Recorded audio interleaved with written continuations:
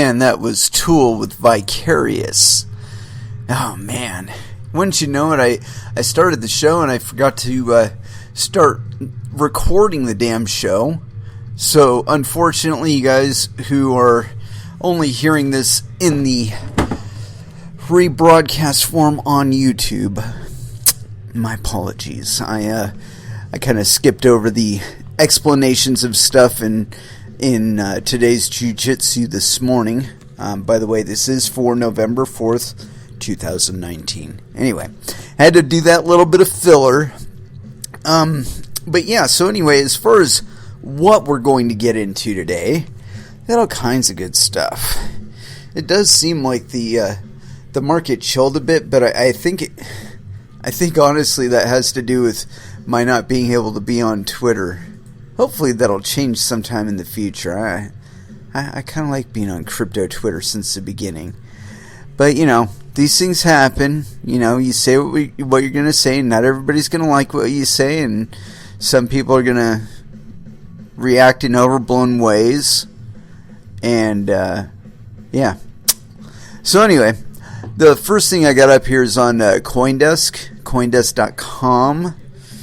Stellar's foundation just destroyed half the supply of its Lumens cryptocurrency. Jesus Christ. This is by Brady Dale. It was authored November 5th, 2019 at 12 UTC. But Brady, yes, penis. Anyway, Mexico City, the Stellar Development Foundation has burned 55 billion of its XLM tokens, over half the cryptocurrency's supply, CEO Daniel Dixon announced from the stage of the Stellar Meridian Conference on Monday. Previously, there had been 105 billion in XLM in existence, with 20 billion in circulation. With this burn, the supply has shrunk to 50 billion. Quote, "We didn't start by wanting to burn. We started by asking, quote, what do we need?" Dixon told the room of roughly 200 attendees, quote, "As much as we wanted to use the lumens that we held, it was very hard to get them into the market. The organization decided instead it was better to project how much it could actually use over a 10-year period and calibrate to that number. Quote, to derive a plan from an arbitrary number serves no purpose," Dixon said. The news was greeted warmly by the crowd, many of whom likely own the token. One participant in the packed room stood up and asked everyone to give Dixon a round of applause, which they did. In the hour following the announcement, XLM's price jumped about 14% to 8 cents, according to data provider Nomics. Or Nomics, maybe, I don't know.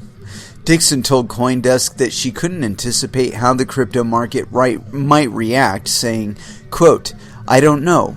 I really just don't have a sense at all of what the market response is. From my standpoint, it's how the ecosystem feels about it. We get a lot of positive response from the ecosystem because we are right-sizing what the foundation has and what the foundation holds." The foundation now controls 30 billion XLM, divided into several buckets. It has 12 billion XLM in the Direct Development Fund, formerly called Operations, to support the organization. In, quote, ecosystem support, it has 2 billion XLM remaining, 1 billion for currency support and 1 billion for infrastructure grants. Stellar has 10 billion XLM set aside to make investments, with 2 billion XLM for new products and 8 billion XLM in its enterprise fund.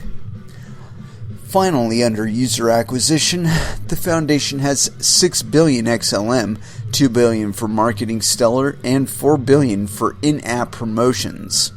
The supply of XLM is fixed now because the community of token holders voted to discontinue inflation on October 28th.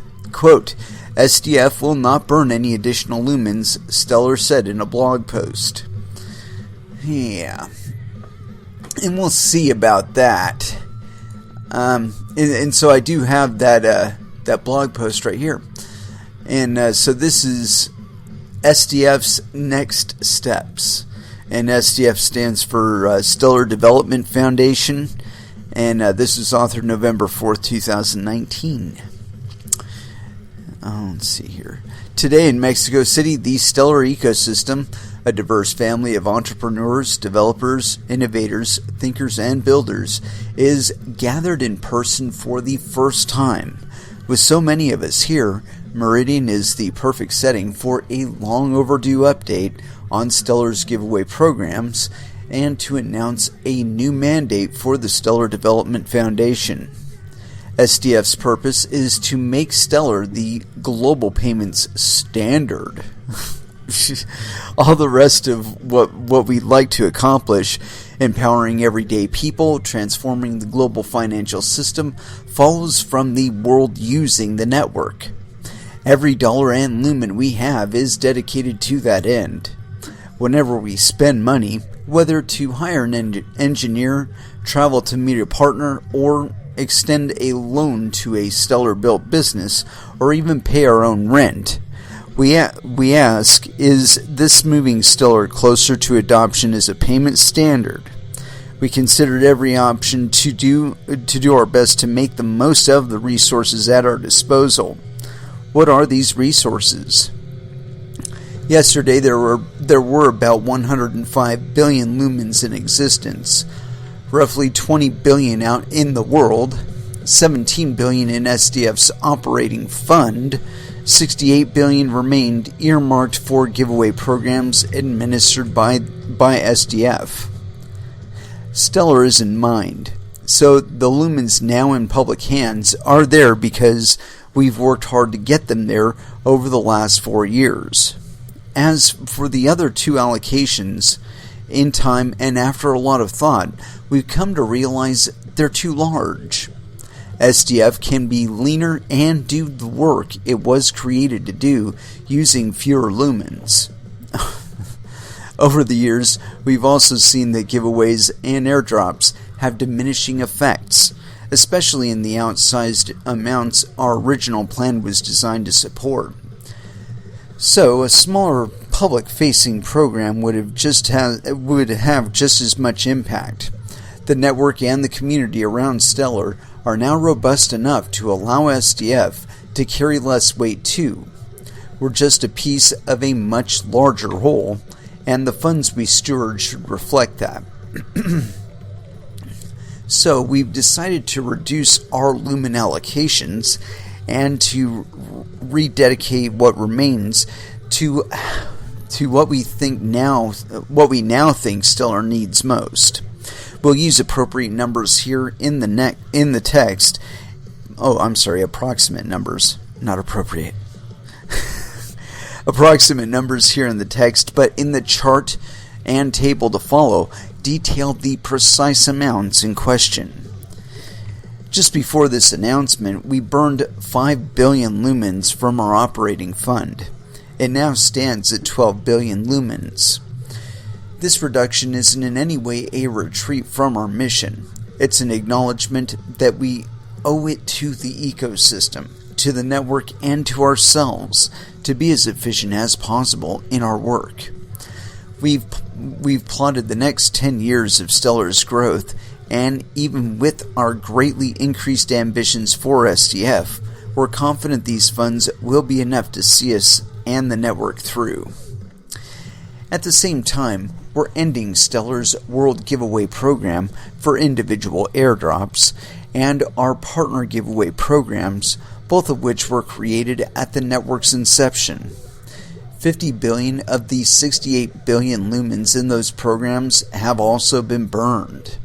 We believe the number of lumens we hold now aligns better with our mission. SDF will not burn any additional lumens. To burn the lumens, we have sent them to a Stellar account with no signers, including a master key weight of 0. And it even gives us a nice little address there that we can click on. We believe the number of lumens now aligns better with our mission. SDF will not burn any additional lumens. For clarity, this is what remained after these transactions. And it gives us a nice little chart. All told, there are now exactly 50 billion lumens in existence. Slightly under 30 billion of those are still administered by SDF. That pool is a resource for the whole network. We view these as Stellar's lumens, not so much owned by the Foundation as held by us temporarily to use for initiatives that support Stellar and the ecosystem. Alongside this burn, we've developed a new set of strategic objectives for SDF, and we are publicly committing to using them pursuant to the plan below. This new mandate reflects our desire to do more of what has worked for Stellar and much less of what hasn't. We've designed the new mandate with the future of the network foremost in mind, but, as you'll see below, we've also tried to tie each allocation back to our original vision. We're extremely excited about this renewed focus for SDF and also about the transparency we bring to these efforts. Each allocation will be set aside in its own account before the end of the year, and we'll publish the addresses so the Stellar community can track our progress and see our commitment to this plan. Here's where we now believe Stellar's lumens are best spent. Direct development. The $12 billion remaining from SDF's operating fund will be dedicated to an aggressive program of direct development and advocacy for Stellar. In January 2019, SDF had just a handful of employees. We're now at 60, and we're expected to be at roughly twice that by the end of next year. This allocation represents a 10-year commitment to operating SDF as a robust, active partner for Stellar and the many companies working with Stellar. Over the next decade, we will not only continue working on Stellar Core and the network platform above it, but also research new technologies, intensify our policy and legal outreach efforts, build more community tools, and create additional educational materials and documentation. Given the always changing nature of our industry, we felt this was truly the minimum responsible funding for what we hope to accomplish. Building up human capital is a fundamental shift in strategy for the Foundation. For the first 5 years of Stellar's existence, SDF was a minimalist organization. In early 2019, we decided to rethink that approach. As the ecosystem has grown, we've been more comfortable growing ourselves. We began to offer full-time positions to many developers and projects that might have gotten partnership grants or other support from us in the past.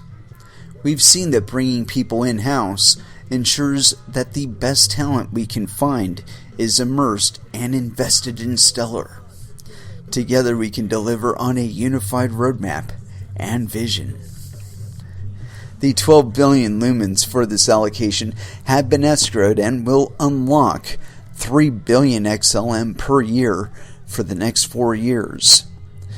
That pace gives us latitude for growth and the ability to adapt to market changes while still keeping our funding in balance with the ecosystem. You fucking people are so... Ecosystem support. 2 billion of the lumens left from the partnership program will be dedicated to ecosystem support. That was the original inspiration behind the network's recently retired inflation mechanism, to allow network participants to, quote, enable novel business models or fund causes they support. Inflation might no longer be part of Stellar, but its spirit should be via the following programs: infrastructure grants and indie development support, or dev support rather. 1 billion Stellar infrastructure, 1 billion Stellars infrastructure grant program supports projects that provide crucial network utility. Stellar Expert, Stellar Beat, and Lobster are examples of current recipients, and we expect to see this program expand as good stuff keeps getting built on Stellar. This 1 billion XLM allocation commits us to grow the program and extend it for at least the next decade. Our approach to these grants, which are among the most efficient lumens we distribute, is to closely monitor the ecosystem and approach projects after they've proven their worth. The only application for an infrastructure grant is therefore skillful execution and community traction. The community gets more direct vote with our community fund, which this allocation will also support. And as we discover other effective ways to help independent devs and promote emerging projects, we'll fund them from this pool as well. Currency support. 1 billion. Similar to the infrastructure grants above, this is the existing effort that has seen enough traction to be formalized into its own program. Apps built on Stellar need reliable currency interfaces. Payments into and out of the traditional money system are the starting place for almost any Stellar use case. This program puts specific bounties on redeemable, fully backed currency tethers, on deposit/withdraw endpoints, and on ensuring Stellar's markets are liquid. This program has helped get new network anchors in Mexico, Argentina, and Nigeria, and we expect more anchors in more regions soon. Use case investment. The other $10 billion from the original partnership allocation will go to identifying and fostering sustainable Stellar use cases. Stellar is unique among blockchains because our network requires and is particularly well suited for connections to existing financial infrastructure and enterprise. Our partnership grants have brought some great businesses to the platform, but we've increasingly seen advanced and high potential projects like OXIO and Franklin Templeton come to Stellar with little or no partnership engagement at all. After years of working with teams of all sizes, we've learned that the best builders are much more inspired by vision and technology than by a one-time infusion of lumens. They see Stellar as a tool, not as a source of funds. So, as we've made clear above, that's where we're putting most of our focus, on making the network as attractive as possible. But sometimes long-term alignment is necessary, say for a particularly large integration. For those cases, we're moving to an ownership model. That will happen in two ways, both drawing their funding from our old partnership allocation. New products. $2 billion. SDF will build and own some projects either itself or through subsidiaries. Filling gaps in the ecosystem benefits everyone. Users need products that need anchors that need users, and so on. For the sake of the network, SDF should be willing to risk being a first mover in that cycle. Where we see an opportunity to jumpstart a positive feedback loop with a product ourselves, we'll do so. One such SDF product is already underway. Right now, we're assembling an international collection, intentional collection of anchors in Latin America and building an app around them. The eventual product will be launched in early 2020 and will be a non-custodial cross-currency savings and payment wallet. As much of its code and infrastructure as possible will be open to everyone. For example, our wallet SDK, already one public benefit of the build, the currency connections we're bootstrapping for the app will be available to any other Stellar product. And if the app gets traction, its user base will make connecting to Stellar more attractive for future developers and businesses. All SDF products will have that same ecosystem first intent, design, and mandate. Stellar Enterprise Fund, $8 billion. This fund is a leaner, reimagined version of our old partnership program.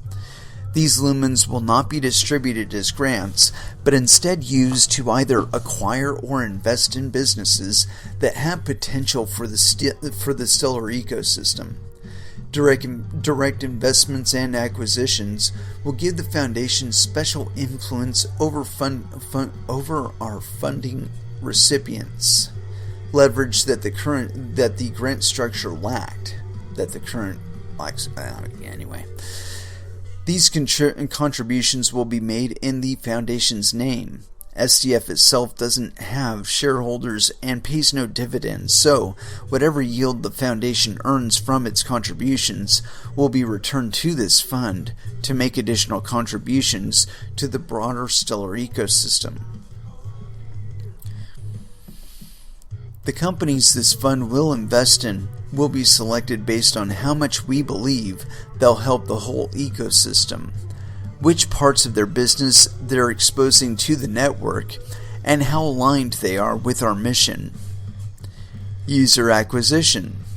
Finally, because giveaways like airdrops have been the least effective programs for Stellar, we're only keeping 6 billion lumens from the original world giveaway pool. Those will still go toward the giveaway's original intent and drive awareness and adoption, but they'll be deployed in these new ways. Marketing support, $2 billion. Indirect support like marketing, public relations, and communications is important to the Stellar ecosystem, and SDF can play a role in coordinating this work. We know this has been a blind spot for us in the past, partially because blockchain is so overhyped. We'd always taken the stance that our work would speak for itself. But we've decided that doing great work and talking about it aren't incompatible ideas. And, in fact, doing great work means you should be out there telling your story. Going forward, we will be more aggressive in marketing our basic technology and the many good projects already on Stellar.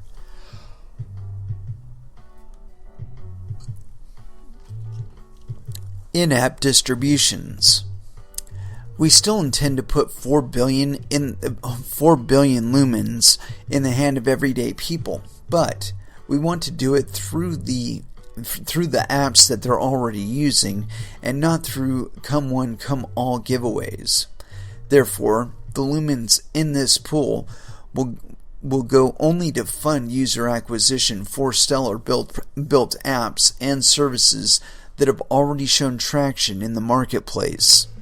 These lumens might be distributed as airdrops as on Keybase, or they might go towards more subtle forms of direct user support like offsetting onboarding KYC fees or deposit fees.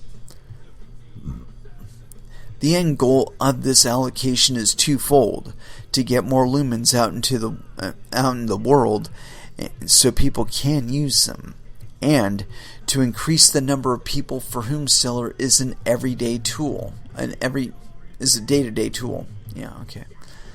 And we got a big old chart for the disposition of funds. And so we're talking a total lumens of 29,954,851,083 lumens. And that's the total, I guess. One thing we've been careful to ask ourselves through this process is, why burn it all? Obviously, all of the above could just as easily have been funded through SDF's original programs and funded with many lumens to spare.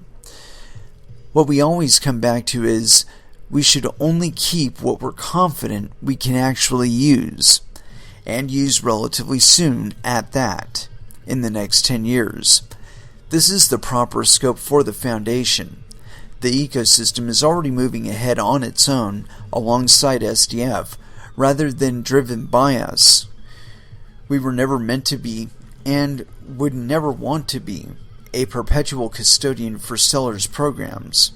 Getting to our goal, and still having lumens at the end, would serve no purpose. I agree. At the same time, working backward from a set amount to derive a plan from an arbitrary number also serves no purpose. Trying to create programs around 85 billion lumens just because that's what we happen to have felt turned around. So we turned it right. We detailed everything SDF could do to contribute to Stellar. We thought hard about the minimum responsible funding these activities would require, always being mindful about how quickly things can change in crypto. Then we added those numbers up. Everything else we decided to eliminate. Those 55.5 billion lumens weren't going to increase the adoption of Stellar. That's bullshit. This bottom-up process was both enlightening and liberating. For the first time, we felt confident enough to actually commit to an irrevocable burn and to commit ourselves irrevocably to a plan. So, here we are doing that. We're excited to enter this new phase of Stellar's growth, and we're excited to have you along with us. Thank you for reading. Let me see if there's any comments on this first before we weigh in. And it doesn't look like there is. So this is another effort, and as far as I'm concerned, it's another effort to try and manipulate the price. You know, we saw this a lot, I want to say, in like 2016 and 2017 with a lot of the ICO projects. And before then, even with altcoins, we've seen massive burns in some sort of expectation that it's going to increase the relative value of the other coins that are in circulation. And to some extent, it provides a mild bump. But as far as like the overall effect over the longer term, it's a waste of time.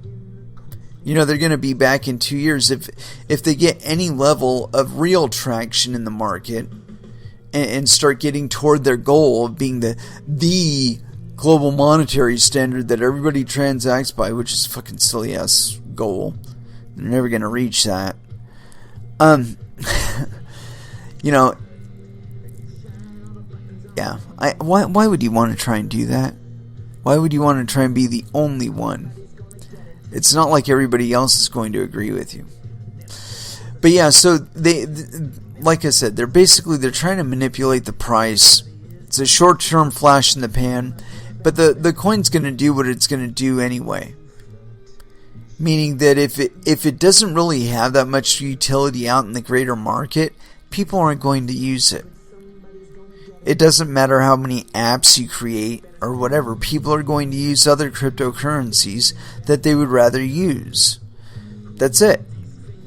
But you never know. You know, there could come a time in the future when lumens are really, really popular, and they're going to regret having liquidated 55 billion of them. I mean, and to that extent, or to that point rather, what they were talking about there with regard to, burning them more or less just because the effort to bolster their own prices. I know I keep going over the same thing, but it's because we've seen it so many fucking times. We've seen it at least 2, maybe 3 times, where coins and tokens have gone through this, where they're like, oh shit, the price is going down, we gotta do something. And it doesn't fucking work. If the market doesn't value it today, they're not going to value it anymore tomorrow just because you liquidated half your fucking volume. And come on now. Now, as far I was going toward adoption, one of the things that I've seen that drives adoption is distributing the fucking coins. So, you start up a Discord channel and you give people fucking tokens in the channel. You do little things like, we did giveaways on the radio show a long time ago with Verge. But, that's one way to go about it. But you can do like trivia in a chat room or something like that, like in Discord or Telegram or something like that. You could just do a little bit of trivia, even crypto related trivia, just to do it, or encourage people to study up on lumens, but give away coins. This gets people over that initial bump, where you're giving them coins directly, and so they don't have to go through that process of converting their funds from US dollars over to, say, Bitcoin, and then buying lumens with the Bitcoin. They don't have to go through all that if you just give them the lumens, right? And so then it's a matter of, is there a market available for me to use these lumens as money? And if the answer is yes, that's even better for me. Anyway, let's go ahead and throw back down into some music. Hey, let's see here. We got some fucking Kingdom of Sorrow playing in the background. And I'd really like some Crowbar, honestly. Let's go ahead and go for that. A little bit of Crowbar. Make us happy. Like Broken Glass, here on Coin Metal.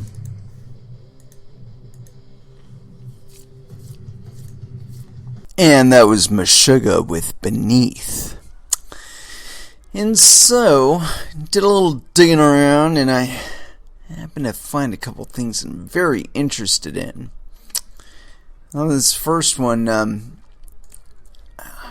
not sure if I really want to go for it so much as this other one that I found in the meantime. Because this is it's pertinent to what we're talking about today. This one's on news.bitcoin.com. ECB President, we should be happier to have a job than to have our savings protected. I swear, how fucking tone deaf do you have to be to come up with an idea like that? Anyway, this is by Graham Smith. So yes, penis. Newly installed European Central Bank President... Wait a minute, let me find out if this is actually... Yeah, this is 4 days ago. Newly installed European Central Bank President Christine Lagarde made controversial remarks in a recent statement prior to assuming her new role.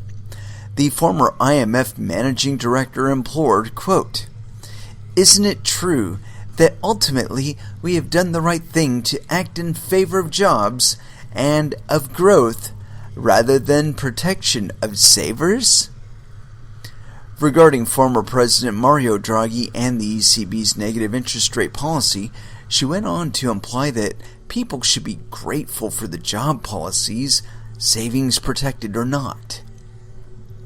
Easy for you to say, Lagarde. Some commenters were taken aback by the bold remarks reported Wednesday, with one Twitter user remarking, translation, "You should be happy to be slaves." Another felt Lagarde's words embodied, quote, "the old mantra to make the tax slaves think they would be jobless without the government protecting them. Propaganda doesn't work when you're enlightened by Bitcoin." In her address, the new ECB leader chided the German and Dutch governments for not investing their budget surpluses in causes she deems worthy, such as infrastructure, education, and innovation, to, quote, "allow for better rebalancing." As far as the common folk go, the bigwig of the financial policy noted in blatantly direct fashion, quote, "We should be happier to have a job than have our savings protected. I think that it is in this spirit that monetary policy has been decided by my predecessors, and I think they made quite a beneficial choice. Who is we? Poverty in the EU. When Lagarde says, quote, we, one is inclined to wonder who exactly is she talking about. According to statistics, 16.9% of EU residents are living at risk of poverty even after welfare and social transfer factors are accounted for as of 2017. Many Europeans may be currently employed, but the nice-sounding stats are often bolstered by extremely lax measures of what constitutes said employment. Spotty and unreliable jobs, such as someone working only 1 hour a week, still officially serve to make Draghi and Lagarde's rhetoric appear sound. According to the August 2018 study, measuring employment and unemployment by Bank of Italy researchers Andrea Brandolini and Eliana Viviano, quote, the employment rate is the proportion of the working age population with a paid job. It is a headcount measure that disregards how working time and contract duration differ across the employed. While the multi-million-dollar net worth Lagarde sips champagne in designer clothes and power scarves, the common plebes living paycheck to paycheck governed by ECB policy must remain grateful that although their savings are being eaten alive, at least they can work. Maybe. Those taking issue with the new negative rate defender at the ECB are not necessarily opposed to high fashion and the good life, as much as the hypocrisy and arrogance required to utter such nonsense in a position like Lagarde's. Savings are essential to healthy economies. Damn Skippy. So is investment capital. Private investment capital, that is. As American economist Murray Rothbard once wrote, quote, savings and investment are indissolubly linked. It is impossible to encourage one and discourage the other. Without the ability to save, there is no ability to invest. No chance to build for a future or create space by leveraging finance for personal time for innovation, exploration, and rest. Lagarde's proclamation that those nations with surplus should invest, while calling for everyday individuals to essentially quiet down about retaining value, betrays an important disconnect and telling underlying worldview. Money and savings are for us, working is for you. Ironic that the socialist lawyer from France would take such a position. Looping back around to Bitcoin, the statement also betrays something else.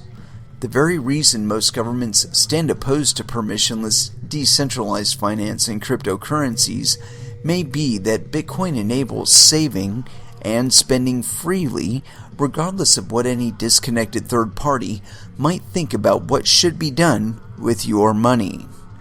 What are your thoughts on Lagarde's remarks? Let us know in the comments below, and has anybody commented on this story? 3. Yes. Some dude with a sword says, great article. John Barrett says, Lagarde is a sociopath, but also a puppet. So in the long run, she is not to be taken seriously. She will wither and die like all animals. Be of good cheer, Bitcoiners, and remember to help your neighbors and those who are in need.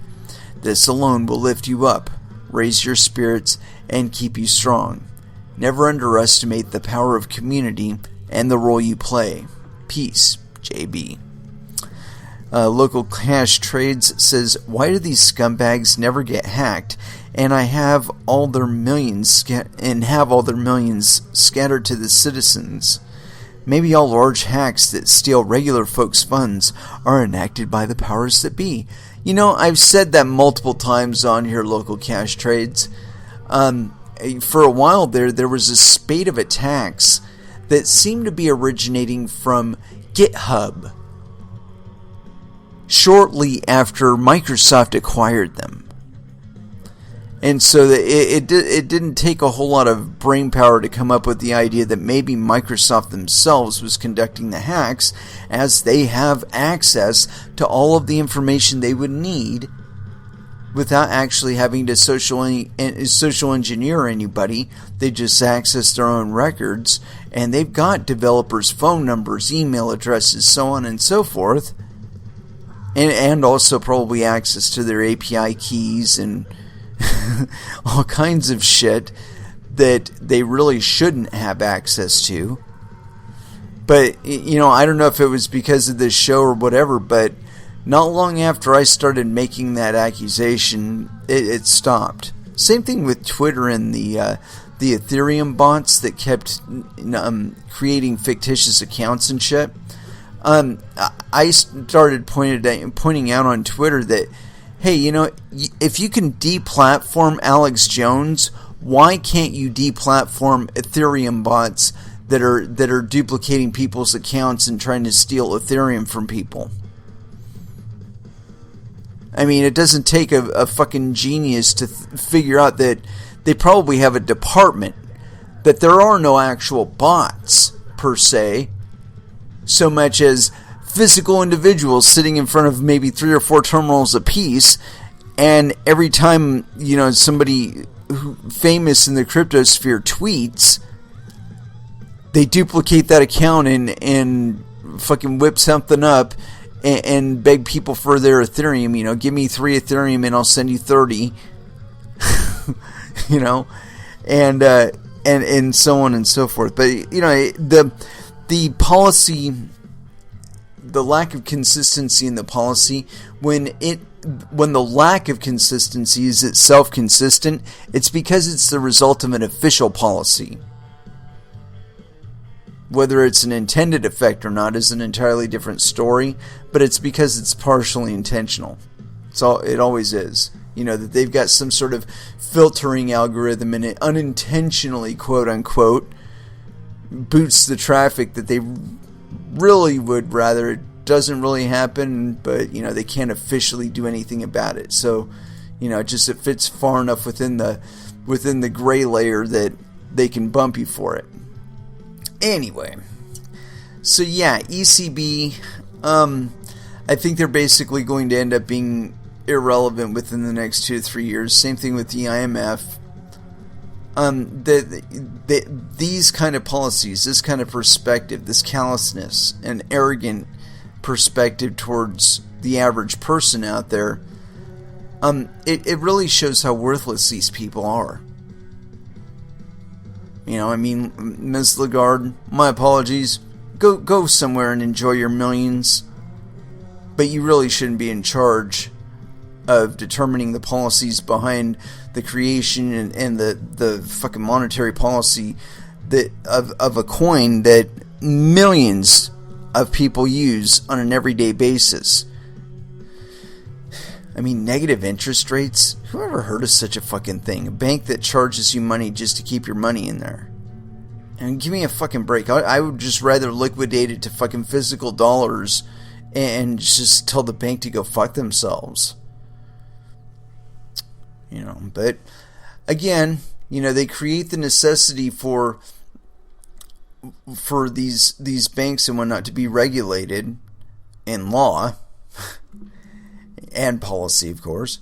But that creates an additional expense that isn't actually generated from the business that the bank does. And so, of course, they have to extend that cost to their customers somehow. And so they have to do negative interest rates. So yeah, Lagarde says you should be happy to be a slave. Fuck you, Lagarde. And moving along. This one is really interesting to me, and I think it kind of ties in with what we were just talking about here. This one's by Jamie Redman, and I'm just going to assume yes, penis, even though Jamie could also be a female. Not seeing a picture here, so I'm just going to go with my gut. Penis. This is on news.bitcoin.com, and this is authored November 4th, 2019, approximately 5 hours ago. Central bank blockchains and corporate ledgers are still vaporware. There's been a resurgence of blockchain discussion this year, especially after China's President Xi Jinping lauded blockchain and told Chinese citizens the country needs to accelerate distributed ledger technology development.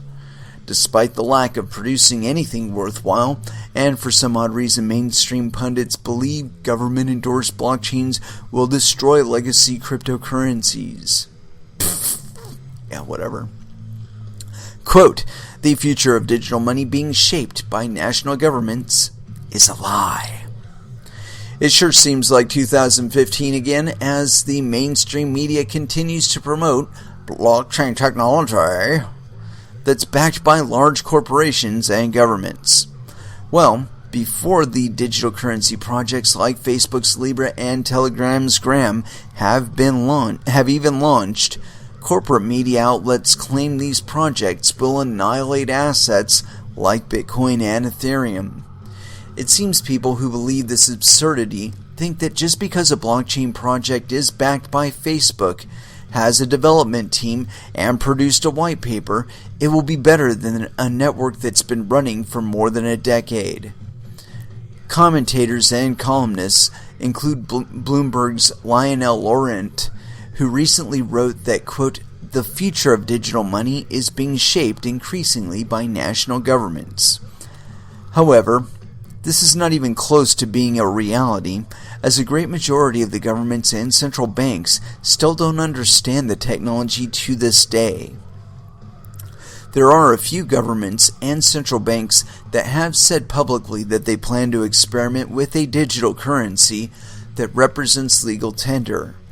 But there's really only one nation state so far that has completed this mission, and Venezuela's petro is more like an awful joke. Despite what Sunacrypt, the Venezuelan entity in charge of cryptos, says, the petro is not accepted widely across the country. Quote, "Nobody uses the petro, and only people close with the government use it to skip out on U.S. sanctions," a student from Bogota, Colombia, told news.bitcoin.com in September. Quote, "Sunacrypt is really only for miners. They have installed crypto point-of-sale systems around some stores, but the POS only accepts Bitcoin, Litecoin, and BNB, so if you have petros, you need to exchange that. The Venezuelan petro is no better than the OneCoin scam, but promoted by a socialist government. Projects like China's digital yuan, Libra, R3, and Hyperledger have produced nothing. Mainstream media has made it seem like state-issued currencies that are not even here yet will dominate legacy cryptos almost immediately. Bloomberg's Lionel Laurent assumes that vaporware, a heavily advertised concept that has yet to work, like a digital yuan and Google's quantum computer, are threats to existing cryptocurrencies. Again, both concepts have not been seen in the real world, and it's akin to saying a newborn baby could pummel a 10-year-old in a boxing match. The view of blockchain ideas from governments, major banks, and corporations such as R3 and Hyperledger have not produced any real-world value. These projects don't stand on enough credibility and deserve mass mainstream headlines, but they are promoted by the old guard regularly. They want people to believe that nothingness, vaporware, and white paper promises will surpass legacy digital currencies that exist in the wild today. Blockchain projects promoted by banks, corporations, and politicians are snake oil. They do not cure the financial ailments global citizens are dealing with because they are meant to manipulate the public even more. For hundreds of years, the same bankers and the same families have controlled the world's finances and resources. The reason cryptocurrencies matured a great deal faster than most financial concepts is because they removed the need to depend on the state and central banks. There is no blockchain project produced by a corporation or the old guard that even comes close to being a speck on the current crypto economy's radar. These blockchains really resemble the antiquated databases used today, with a few fancy bells and whistles like proof of stake, timestamps, and hashing. The question remains, when will media pundits give up on lauding vaporware and things that don't even exist yet? Central banks and governments want you to believe the FUD is so bad that only central planners can succeed. Right now, at least for the time being, the propaganda they spread couldn't be further from the truth. What do you think of the resurgence of hyped-up blockchain discussions and concepts? Let us know what you think on the subject in the comments below. And are there any comments? No comments. Damn it, Jim. Yeah, this is an op-ed article, but I think it's pretty spot on. You know, the fact of the matter is that you aren't using any of these things, at least not knowingly. So really, what is the value of them? You know, and again, if you're not knowingly using them, that's not very transparent. It's kind of entirely against the entire concept of having a blockchain. But I want to talk about some other manipulation, because there has been plenty of hocus pocus manipulation in the media when it comes to cryptocurrencies. And so I got this one. It's here on, again, it's news.bitcoin.com. And this is by Kai Sedgwick. So I'm going to assume yes, penis, because I know a Kai. I don't think his last name is Sedgwick, though. So anyway, continuing on. Critics' savage research paper alleging lone whale caused Bitcoin's 2017 rally. Crypto commenters have torn into a new research paper alleging a single whale caused Bitcoin's 2017 price rally. Yeah, that's a bunch of bullshit. The paper, reported prominently in Bloomberg and the Wall Street Journal, has been criticized for failing to understand that mass inflows of Tether to the crypto economy are not indicative of a single source accounting for all of the buy pressure. The legendary lone whale. The final draft of the research paper that's had Tether's lawyers seething for weeks has finally been published. Its conclusion, that a lone whale was single-handedly responsible for propelling Bitcoin to $20,000, has not changed, but the findings may have been bolstered by the addition of peer review.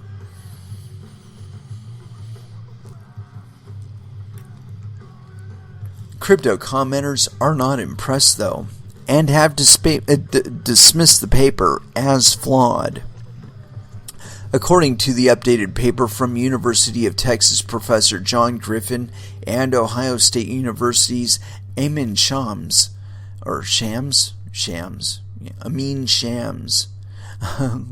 first published in 2018, BTC buys on Bitfinex increased whenever Bitcoin's value fell by certain increments. Quote, this pattern is only present in periods following printing of Tether driven by a single large account holder and not observed by other exchanges, concludes the latest iteration of the paper, due for publication in the Journal of Finance. It adds, quote, simulations show that these patterns are highly unlikely to be due to chance.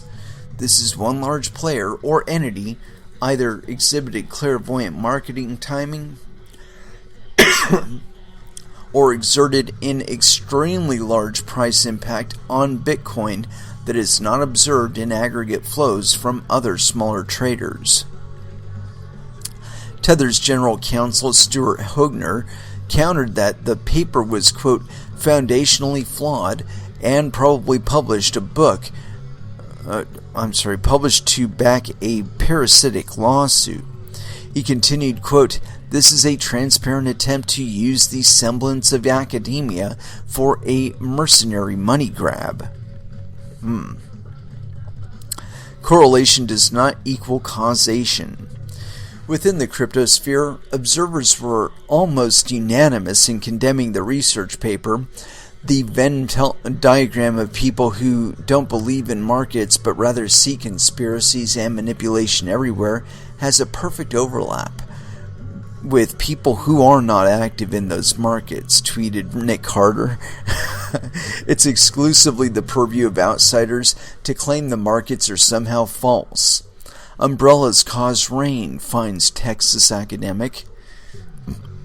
Circle CEO Jeremy Allaire labeled the WSJ's story on the matter extremely weak reporting and explained that in 2017-2018 there was demand for buying Bitcoin and a massive altcoin rally. The majority of that demand came from Asia and China, and since there were no CNY ramps into Bitcoin, everyone went offshore. When everybody went offshore to offshore USD. Jesus Christ. Everyone went offshore to USDT processors. These processors would then generate large prints of USDT.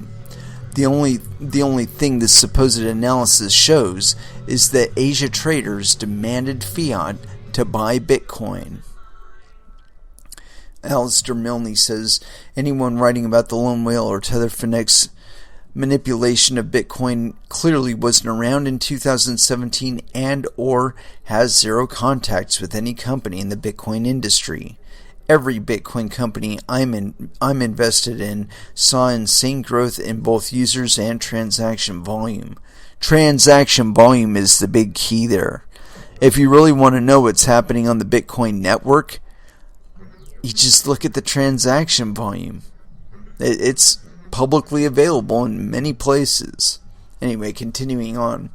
Ari Paul echoed Allaire's statement, tweeting, quote, "The research is based on an elementary misunderstanding of how financial assets work." Director of Research at DAR Lucas Nuzzo wondered, quote, "What if the authors misunderstood that large USDT addresses are often highly syndicated, and what happens to be a single whale are thousands of different depositors?" Indeed. And what are your thoughts about the account? And we've got some comments on here too. Bill, does it matter in a free market for currency? Does it matter if it's one bidder or 23 or a million? The buyers eventually have to sell to someone else. Eventually.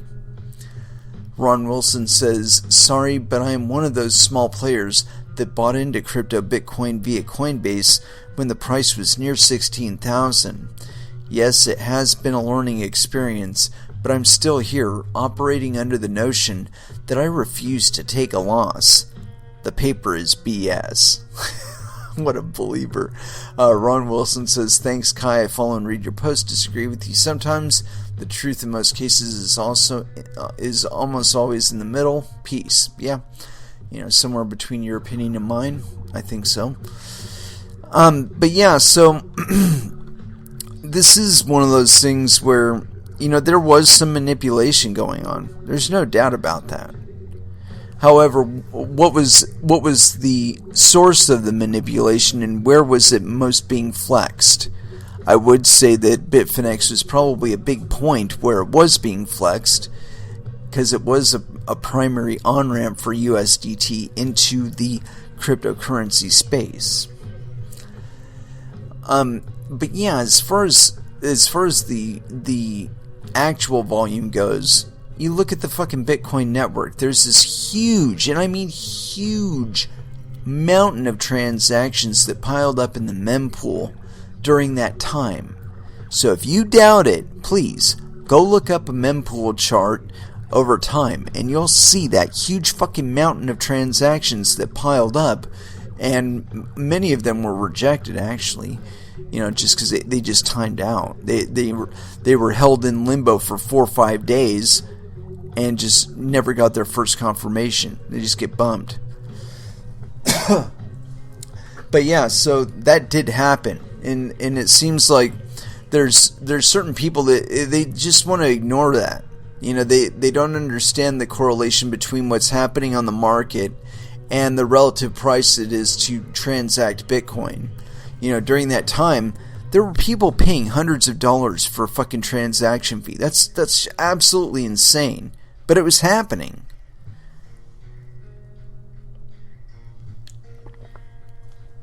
And that wasn't just the product of one fucking trader out there. Let's see here. Somebody commented on something. Okay, that's not... doesn't pertain to us. So yeah, I don't think that the paper is evidence of any mass manipulation. I just think there were little points of manipulation. There was people wash trading and shit like that. But as far as like that being the vast majority of the activity going on the network, and it's just a bunch of bullshit. There were all kinds of people going into cryptocurrencies, and just because we've had a temporary wane, I think that knowing that we've got people like Ms. Lagarde out there determining economic policy for the ECB, seeing the kind of treatment or kind of mentality she has at the market at large, or has of the market at large, I think after a while that the market is going to react negatively to that. It's just one of those things. If you don't have to accept certain treatment, why would you, right? Well, if you know that you don't experience that kind of treatment by the developers for Dogecoin, would there be some sort of temptation there to transition your monetary value over to Dogecoin and get it the fuck out of their hands? I'd be awful tempted. But anyway, we've been talking about big ass whales and manipulative whales and all that, and I think we've got the whale of all manipulators right here. And this is on news.bitcoin.com. $1 billion Bitcoin lawsuit continues as Craig Wright breaks settlement. In early September, the high-profile court case Kleeman v. Wright looked as though it was coming to an end as the two parties reached a non-binding settlement. Then on October 30th, without much notice, Wright explained that he couldn't finance the settlement and the agreement was broken. Now the trial will start again, and the Kleeman estate hopes to depose Wright's former chief financial officer, James Wilson, on November 8th. Holy shit. Wright breaks the non-binding settlement as the $1 billion Bitcoin lawsuit continues.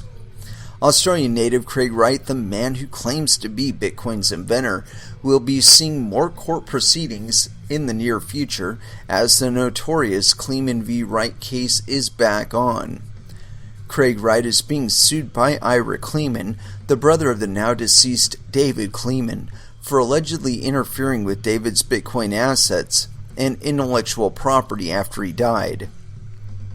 Last September, news.bitcoin.com reported on how the two parties were seemingly headed towards a settlement as both legal teams came to a non-binding settlement.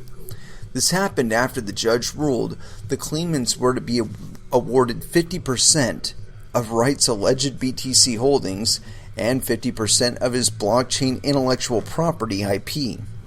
However, the Kleeman estate has filed a new court document which details that, quote, Craig could no longer finance the settlement and was breaking the non-binding settlement agreement, so Roche Friedman LLP wrote in the filing that after a lot of lost time, the team will be shifting back into preparing for trial. Oh my God. Shit. Following the broken settlement, the law firm explained it was in contact with James Wilson, the Chief Financial Officer, CFO, of Craig's companies in 2012 through 2013. This period of time is when Dave Kleeman was alive, and Wright alleged that he sold Dave interest in his businesses in exchange for Bitcoin, although Wright's legal team, Rivero Mestre LLP, came back 5 hours later after the Kleeman estate requested permission to depose Wilson and informed the plaintiffs that they would not consent to the deposition on November 8th.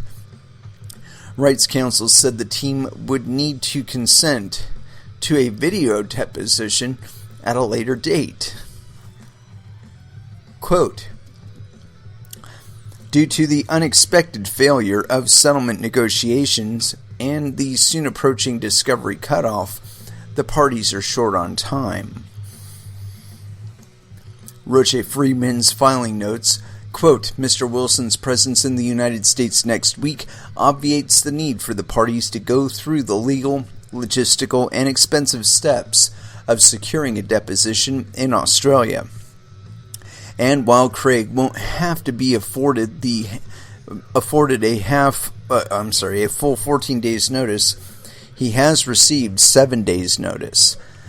The Kleeman Estate's court filing adds, quote, importantly, the fact that Craig doesn't have 14 days notice of this deposition is a product of his own conduct. He asked the parties to pause the litigation process and concentrate on amicably resolving this dispute, only to pull his consent with no advance notice, without good cause, and at a time when it simply wasn't possible to give him the full 14 days notice. James Wilson and CryptoLock Technology. According to the Twitter handle Seeking Satoshi, James Wilson is a former business associate of Wright's and co-patent holder.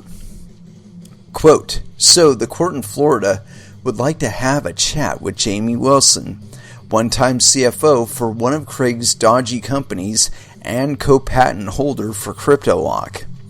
But what does the court want from Jamie?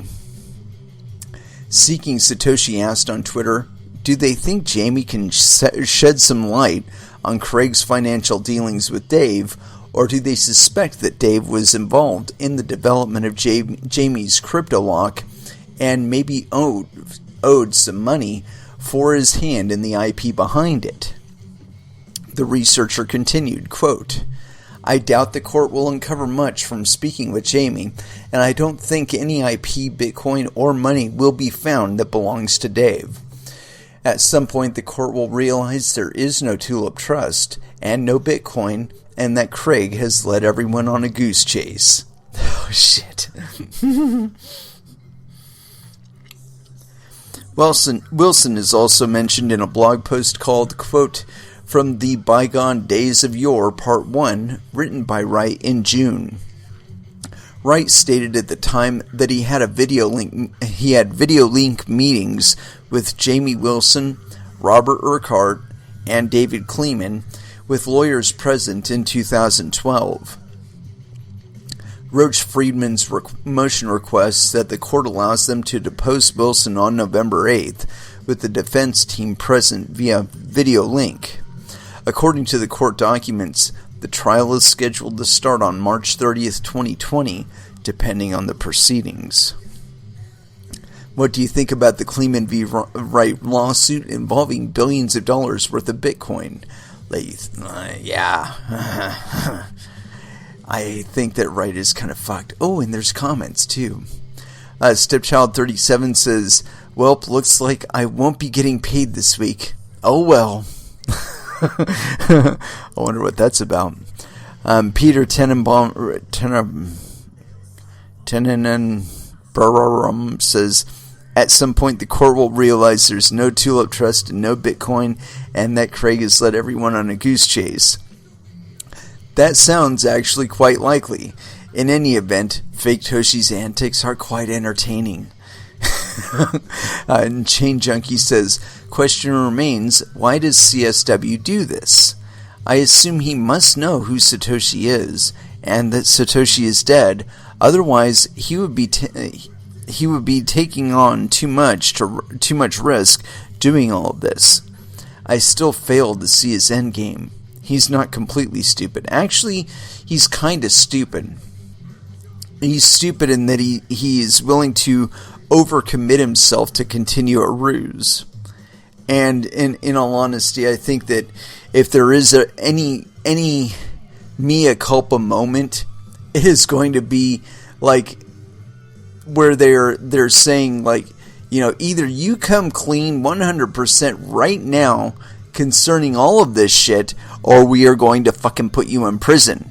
And we may put you in prison anyway because you put us through all this shit.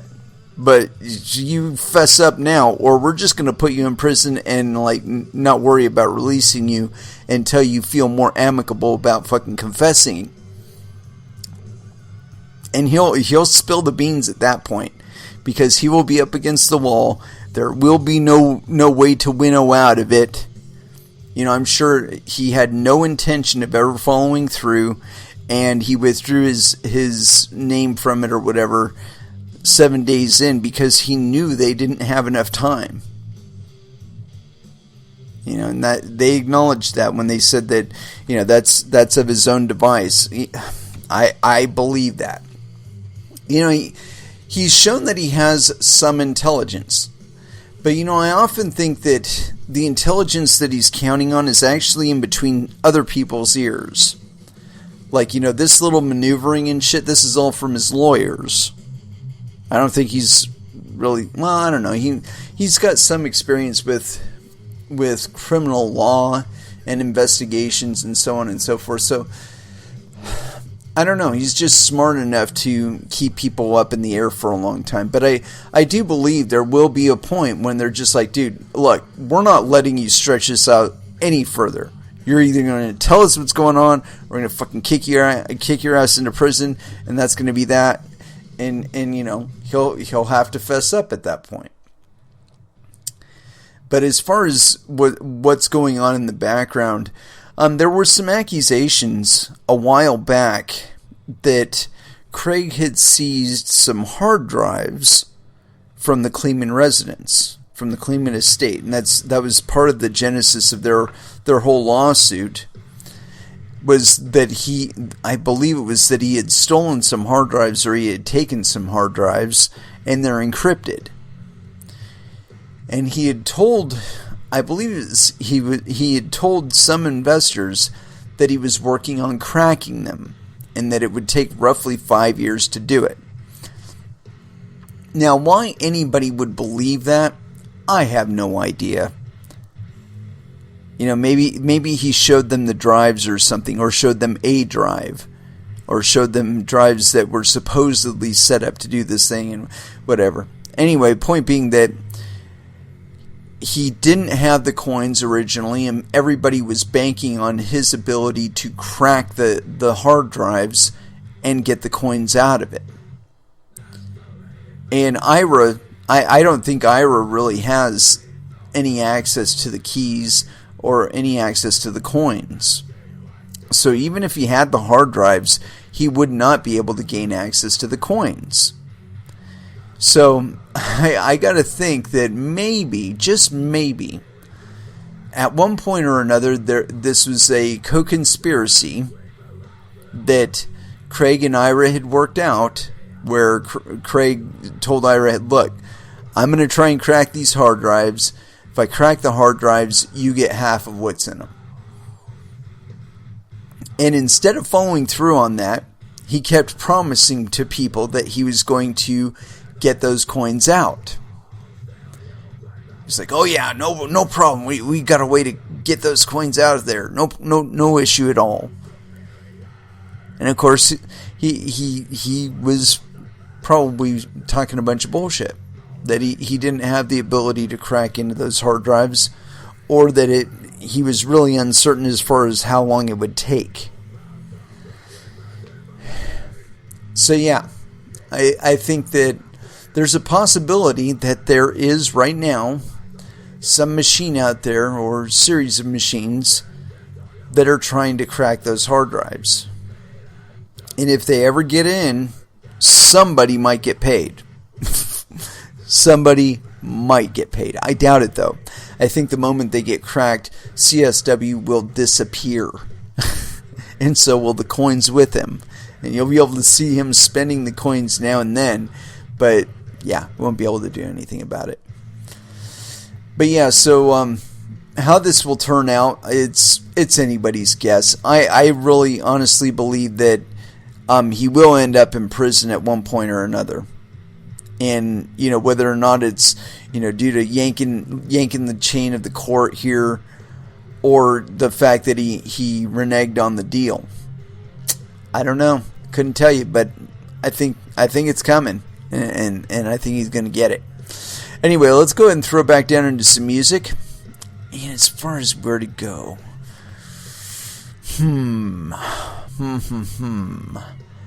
well, I would like some Metalocalypse, some Death Clock, but not quite yet. I think we have room for other stuff first. I got the perfect one for us. Ministry, Lies, Lies, Lies, here on Coin Metal.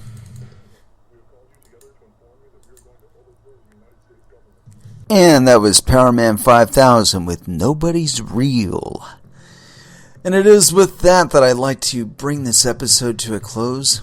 Thank you very much for listening. I certainly do appreciate the support. We will be back again on Friday. Unfortunately, I cannot commit for certain on Wednesday. I may, in fact, be here on Wednesday. Either way, I will put up a notification as soon as I possibly can when I know exactly what's going on. Chances are it's going to be a scrub on Wednesday.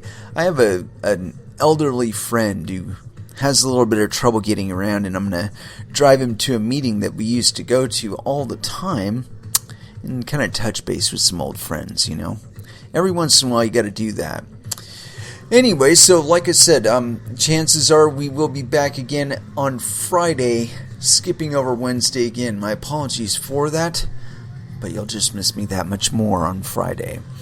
And as far as our last dance is concerned, I haven't picked out anything, of course, because I just don't do it. Not until the last moment. And there was one song I was thinking about here. Let me see if I can find it. Here we go. Overkill. Welcome to the Garden State. Last Dance here on Coin Metal. Thank you again for listening, and you all have an excellent evening. Good night.